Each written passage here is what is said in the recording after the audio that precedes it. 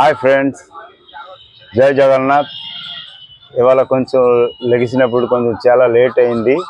ఎందుకంటే నిన్న రాత్రి 1:30కి పంచమ అంటే మంది వినాయకుడి గుడి అప్ టు బరంపూర్ టు మంది పంచమ వెళ్ళడానికి 15 కిలోమీటర్స్ డిస్టెన్స్లో ఉంది. అయితే రాత్రి 1 గంటకి వెళ్ళాను.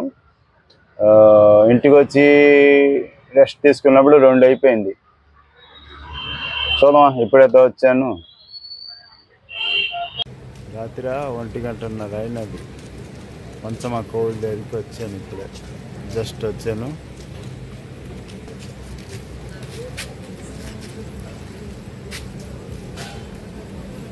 ఒంటి గంటన్నర అయినది. అన్ని డెకరేషన్లు రెడీ అయిపోయినాయి. వినాయక చవితి కదా, ఇవాళ మా ఇంట్లో కొంచెం స్పెషల్ అయినది. డల్మా, పునుగులు, లడ్డు, పులిహోరన్నం, అన్నం. ఇంట్లో కూర్చొని ఏం చేద్దామా, స్టాండ్కి వెళ్దాం అనుకున్నప్పటికీ వర్షం చాలా జోరుగా వచ్చింది. ఆయన కూడా బయలుదేరిపోయాను. స్టాండ్కి వెళ్ళిపోదాం, అద్దెలు ఇవాళ అంతగా ఉండవు. ఆయన కూడా చూద్దామా స్టాండ్కి వెళ్ళి.